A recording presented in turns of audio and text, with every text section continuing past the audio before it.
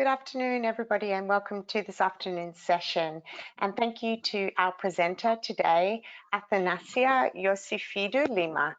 Athanasia is the Business Development Manager at Hawthorn, Melbourne, and she presented this session at the 2019 English Australia Conference.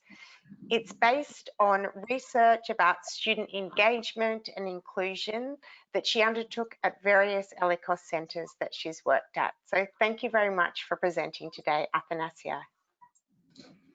Thank you very much for having me, and thank you to everybody that has joined us today about this topic. So as Sophie said, I will be presenting my presentation from the English Australia Conference, which is on the role of community participation in the engagement, inclusion and adaptation of ESL students. So to start this, I just wanted to let you know how this all happened and how I came to be interested in this field. Basically, everything that I'm going to talk to you about is student engagement outside the classroom. And the reason that I became interested in this was because I was an international student myself.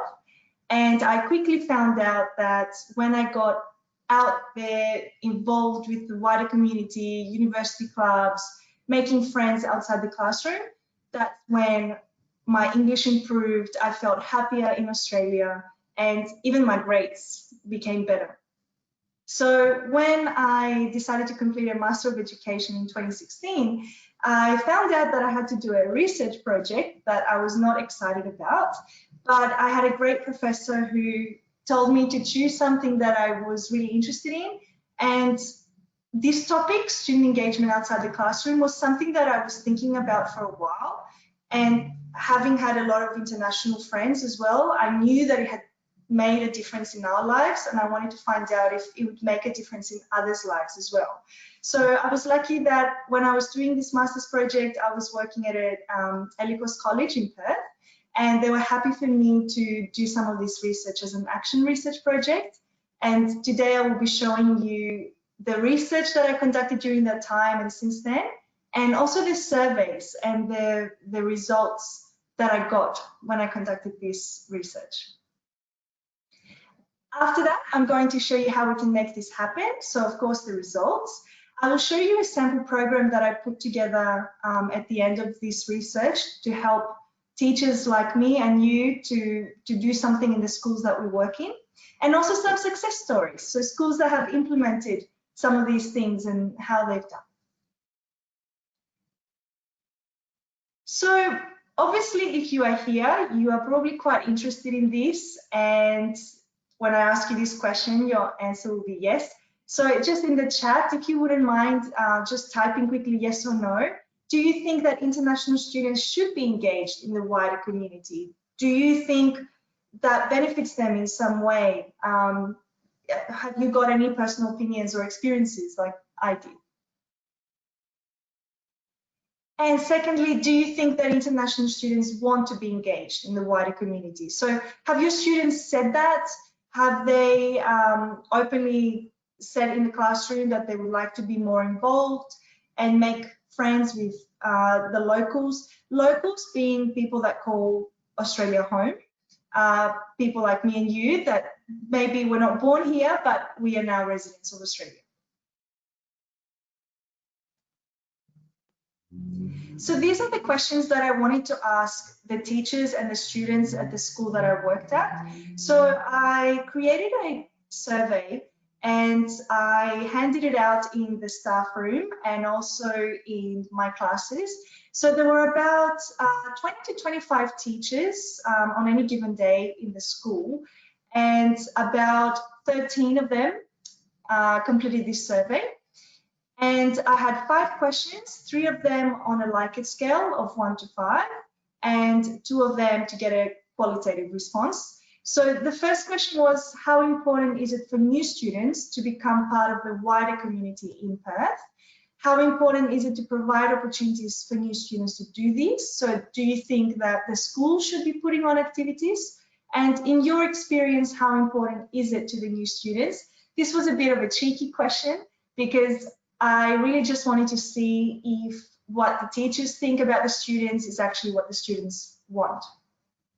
The last two questions was looking for ideas and for what is happening in schools. So in your experience, what opportunities are provided to new students to do this? So what activities are happening in your school and what opportunities could be provided to new students? Do you have any ideas for things to implement? So the first question, the teachers mostly rated it important to quite important. It was great that no one said not at all or slightly, but still there wasn't an overwhelming response with a 5 of very important. How important is it to provide opportunities for new students? The majority rated it quite important too. There were some that went a bit lower and said slightly, and some that said very, but really in the middle. And in your experience, how important is it to the new students? The majority rated this quite important. Not one person said it was very important to the students.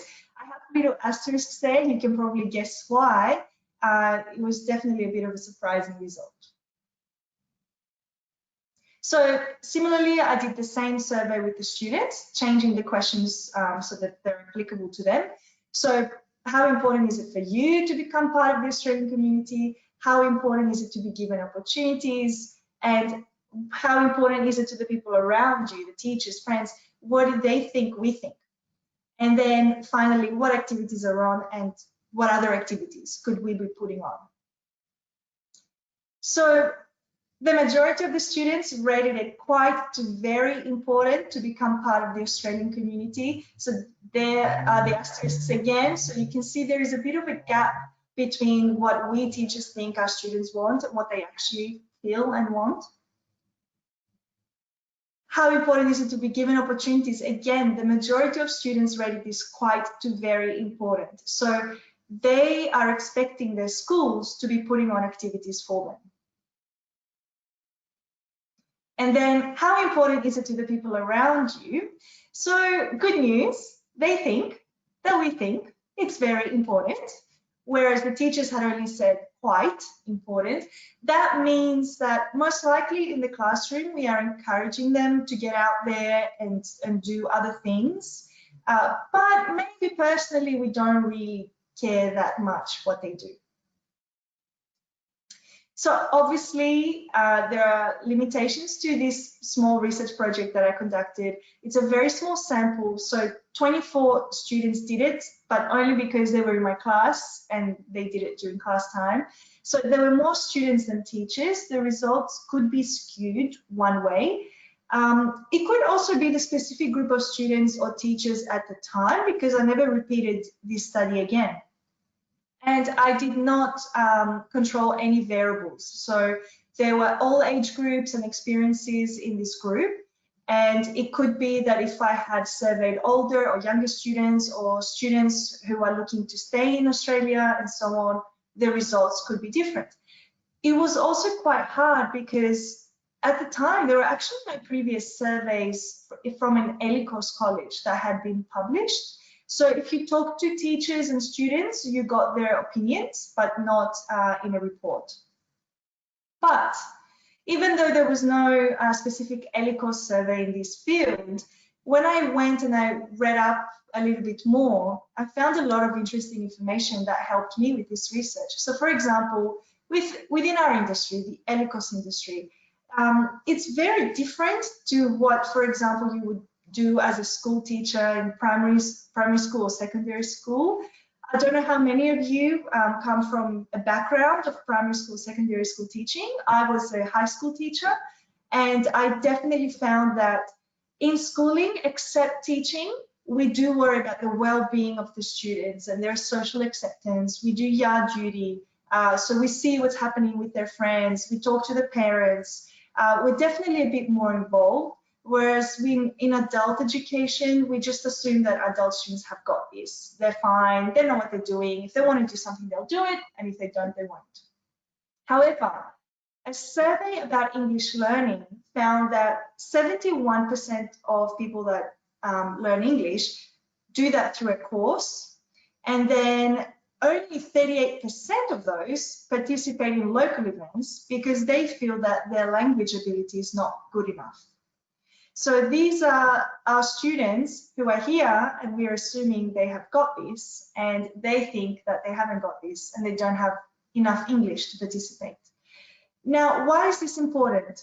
We are in the top 4 destinations in the world for English learning, and we get a lot of international students, and out of those, that big group of international students, 1/4 of them actually study ELICOS. So they study English and they are our students in our schools.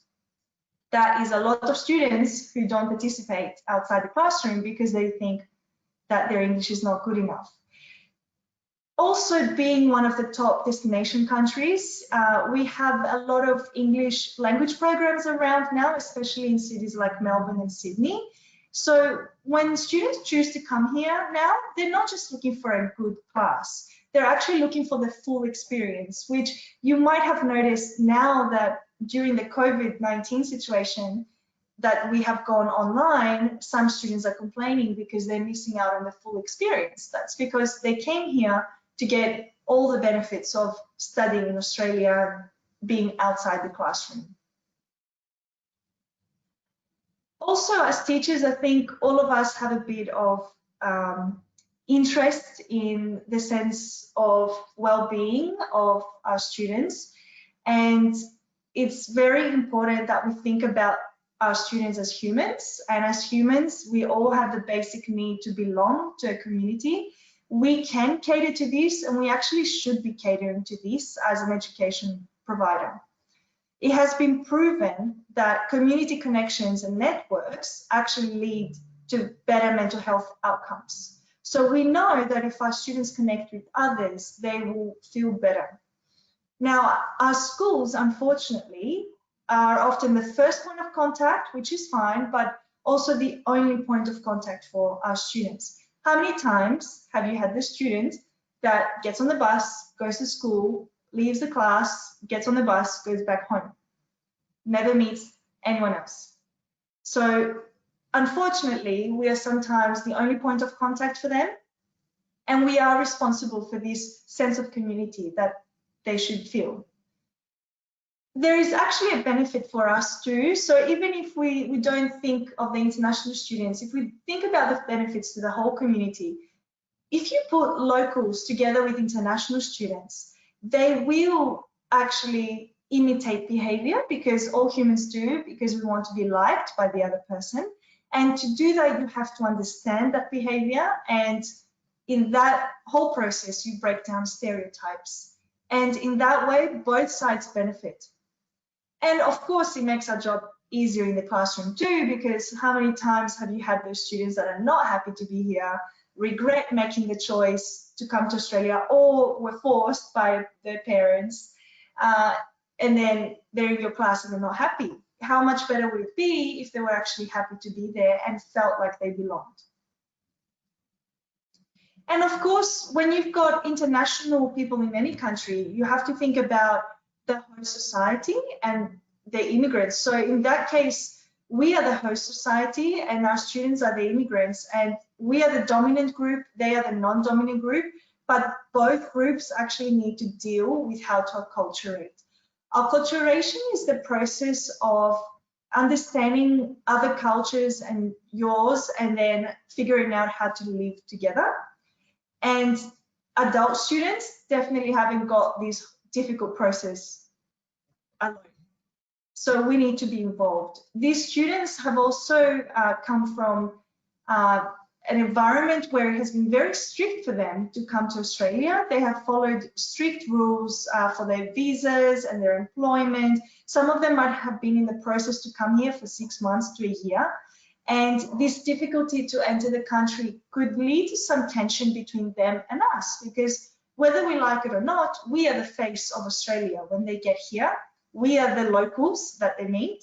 So that could make it a little bit difficult. And then on top of that, we try to help them with strategies that they do not want. We put on activities and then they don't come, and we say, oh, see, they don't want to be involved. Whereas actually we could survey them, find out what they would like to see in the school and attend those activities. So we can definitely have more success with the students' input. So lots of good news. We know we need to provide more than a good language class. We're convinced about the importance, which is why you're here, and we have survey results about how we can do it. And you could actually also have your own survey results very soon about how you can do it in your school.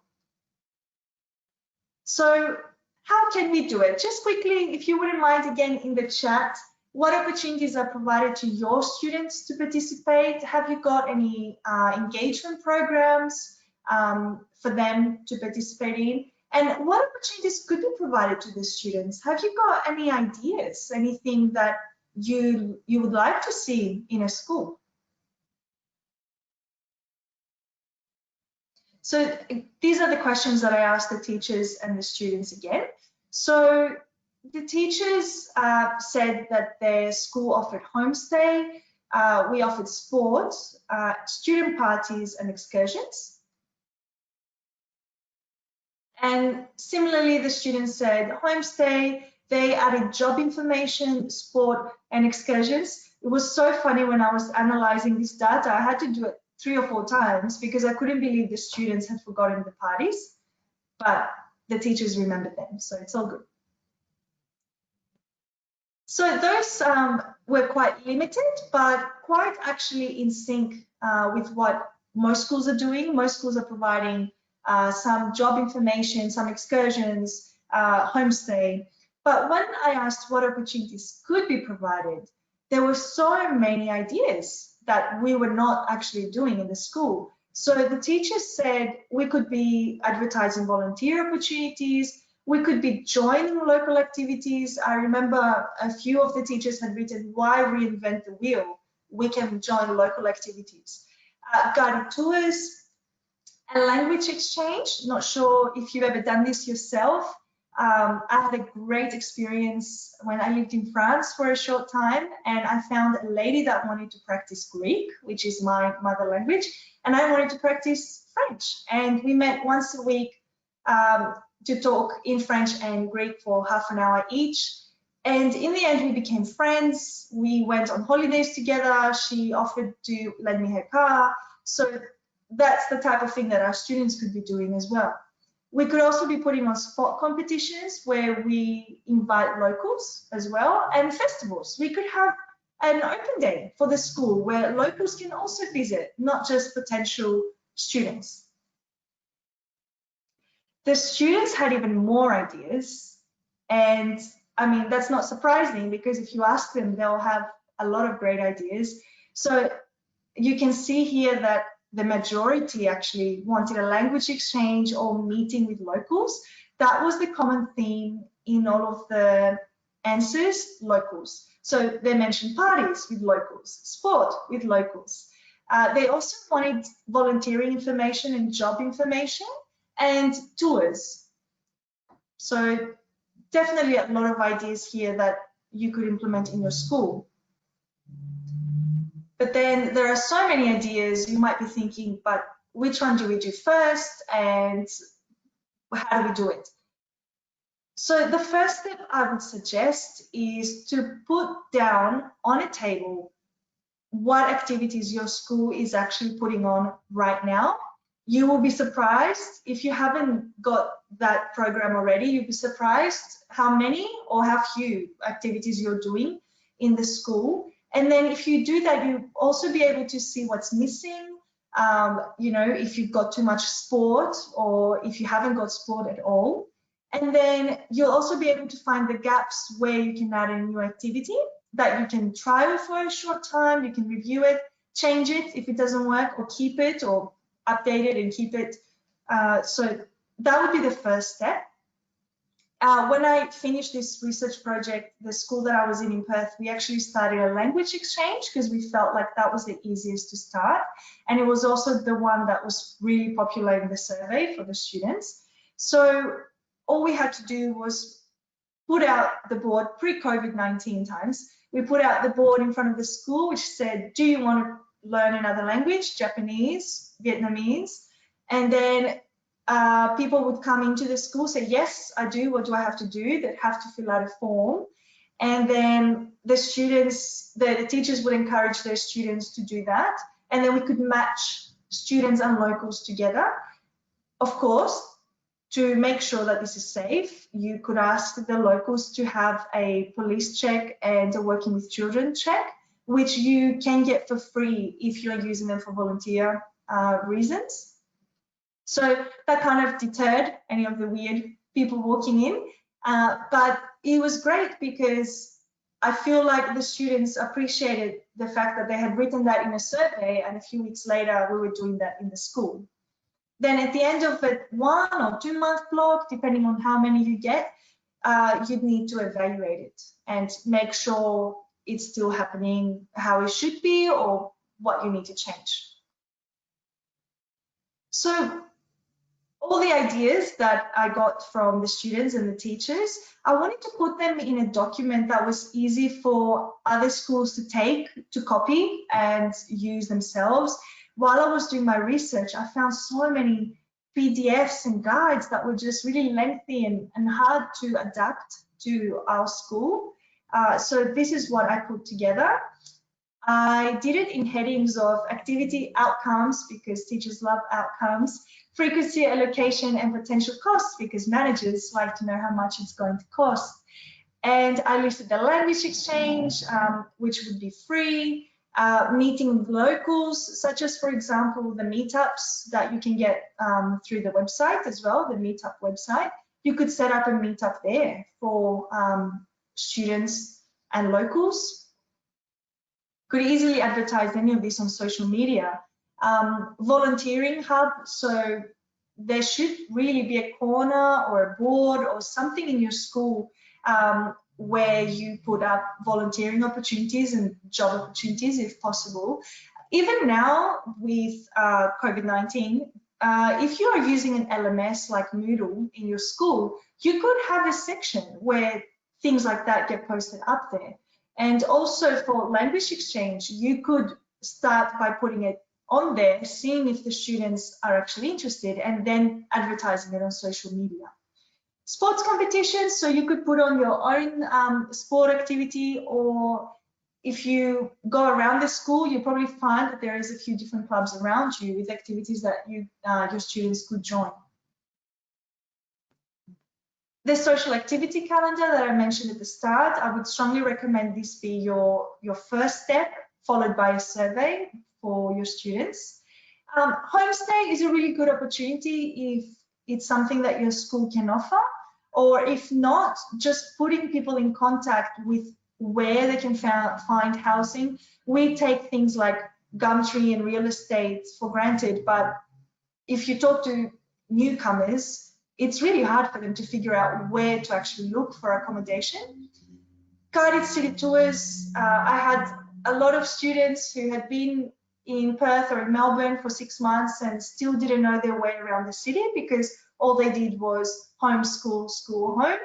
So it'd be great if, for example, in the first few weeks of the course, you could offer a guided city tour, or wherever your school is, doesn't have to be the city, just to make them feel like they know their way around a little bit. So I promised you some success stories. This is what has been happening at Hawthorn for a while now. So when I first joined Hawthorn Melbourne, there were a lot of activities being organized, but they were not in a program like this. So every week you would know what activities were on, but you couldn't see it and plan. And some of my students said, oh, is that activity happening next week? Or I can't go this week, but I would go if it's next week. So this gives them a chance to plan around it as well. By doing this, we also realized that we were doing quite a bit of sport, but students wanted more conversation club type things. We started a knitting club at some point. Cooking club is going off during COVID-19. It's every week, people cooking from their own homes. So it really depends on the group of students at that time. For example, I know a knitting club might not always be a hit, but that specific group of students that asked for it were very happy when we put it on. The one thing that is missing still is those activities with locals. So we're still working on that and trying to find ways. The first step we took was advertising other activities that are on the weekends that we are not necessarily planning, but we are encouraging them to go to. And the next level, I guess, would be to start actually trying to get locals to join our activities as well. And this is one of my favorite stories. A couple of years ago now, I had gone to a UECA PD Fest, and I had seen this amazing presentation by the University of Newcastle, and they were presenting on this student passport that they had created. And it was so simple, yet such a genius idea. So they created this paper passport that students would get stamps for if they attended activities. And then I think at the end of 10, for example, they would get a free coffee, which the presenter laughed about because she said, we were not expecting that to be a driving force, but you'd be surprised how competitive students got, you know, to then get a coffee. But what happened was it also gave the opportunity to these students to do things outside the comfort zone for this passport as an excuse. So for example, if one of the activities was joining this local activity, you know, you could break the ice by saying, oh, I've got to do this activity for my passport. So they then went on to win an award. So it's very inspiring what they did with this. And that is something that you could easily implement in your school. Print out some sort of thing that they have to complete. I know at Hawthorne Melbourne, we give a student guide to every student. So that could be something that we could put in there and every student gets, and it's really part of the course. So it becomes a habit for students to look for these opportunities. Obviously, after you do any of this, you'd have to evaluate it and make sure the reason that you started doing it for is actually still happening for that reason. So you could do another survey. You could follow up the first survey where you check what students want with another survey to find out if they were happy with the activities that happened, if they had any more ideas. This is particularly important in our field because there is such a high turnover of teachers and students. So even if you do the survey now and put on activities, it doesn't mean the next 2 or 3 months these activities will still be successful. Obviously, numbers don't lie, so an analysis of attendance rates is great. The only thing is, I would say, if you just look at attendance rates, make sure you do something else to check as well, because a couple of times we did that, and the reason students hadn't attended was because we had timed it just before an exam, or, you know, the weather wasn't great, so it's not necessarily the activity. You could also send a teacher or an academic manager to observe one of the activities and make sure the students are doing what you think they should be doing. You could interview one of the more confident students that's happy to talk about it, or you could do a focus group with a few of them, or, you know, at the end of an activity, you could ask them to stay back a couple of minutes and tell you how they think it's going. I think it's really important to remember to include the students in everything that we do, because in everything that we do is for them. So we really need to know what they want. Okay, so I really hope you got some ideas for things that you can do. Even now that we are online, I think there are plenty of opportunities to make sure that students are engaged outside the classroom. If you start with that, that's great, and then you can go one step further and try to include them in the local community. So if you have any questions, I would be more than happy to take them now. I'd just like to show you my references. If you'd like to know more, there is quite a bit of research on international groups of people, not just students. I found a lot on refugees. So it would be great if you wanted to read up more on it. So question time. Just going to check. Oh, great. So I can see in the chat, yes, absolutely, definitely. Yes, yes, I do. I'm so glad that all of you are saying that. I mean, this is what we need. We need to be excited about our students getting involved. and help them in doing this, because they definitely want to be involved as well. Oh, somebody has said something about Seek. So Seek has a whole section for something. Just make that bigger. For volunteering. Oh, great. That's great.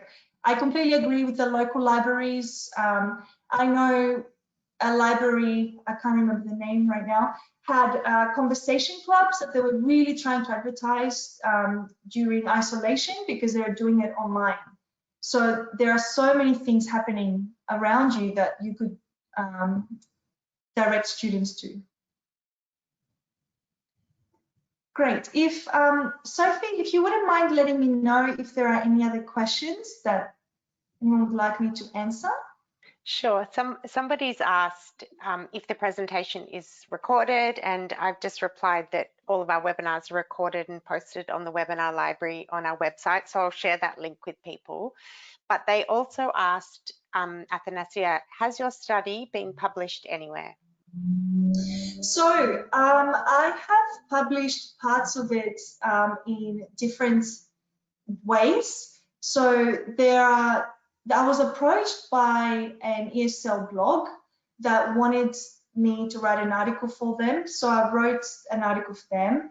I did publish in a SIG publication that I can probably send you the link to, or I can send it to Sophie, and we can put it on the bottom of the recording in the YouTube recording. I have a list of places where I have presented this or published it, and most of it has been in the form of articles. But the program that I mentioned, the sample program that is like a Word document that you could get and adapt in your own school, you can actually email me and I'll send that to you, and you can just use it the way you want.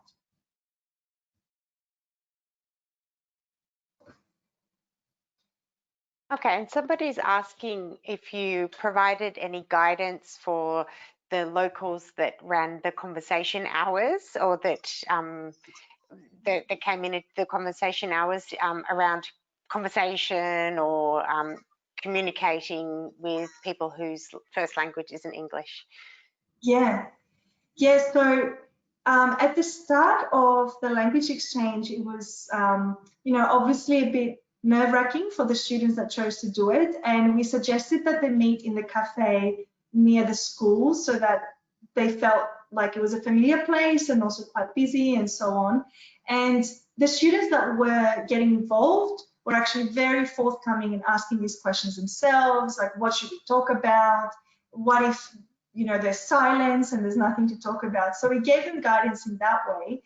Very funny to note, a few weeks later, when we were trying to follow up and check how it's going, a few of my students said, why are you asking? They're my friends.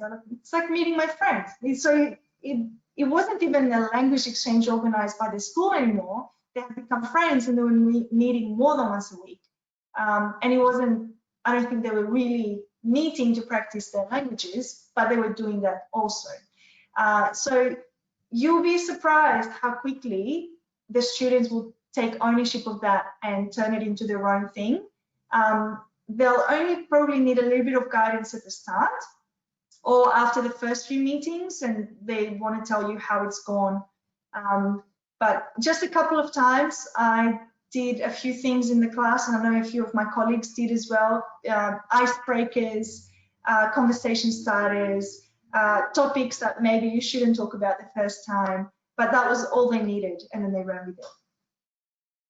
That's a great idea. Someone has another question on the language exchange.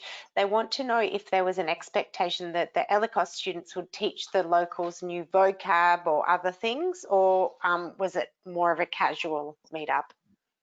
So we had to emphasize when the locals came in that it was a casual meetup, because obviously when people see that advertisement from a language school saying, do you want to practice Japanese and so on, they might think that it's like a free class. So when they came in, we always made sure to say, this is an actual student who just wants to practice speaking. So it's up to you how you guys do it, but it's not a lesson. And that was fine. That we didn't have any feedback come back where, you know, like this was supposed to be a lesson and it wasn't. And I think in the end, we had the opposite. We had students telling us that by the end of it, it didn't feel like they were there to practice the language. They were just chatting about things they have in common, and it just became friends. Or some of them stopped meeting because they just didn't click, which is fine, but they still were interested in doing it again, which is positive, because if they wanted to do it again, it was successful.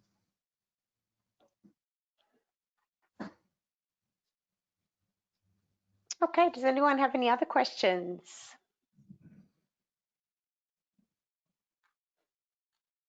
No? Okay, wonderful. So there's lots of comments coming through, people thanking you and saying that they found the session really useful. I think it's really good to cover these topics outside of the teaching and learning space. And as many of you have noted in the comments, that's why a lot of students come to Australia to study for all the other stuff. And we will definitely be trying to run more sessions that cover these areas. And there's hopefully going to be a session on the passport that you mentioned, the University of Newcastle Language Centre passport that won the award before the end of the year. So thank you, Athanasia, for taking us through all of your research and your insights. And thanks everyone for coming. Thank you so much for the opportunity. Great.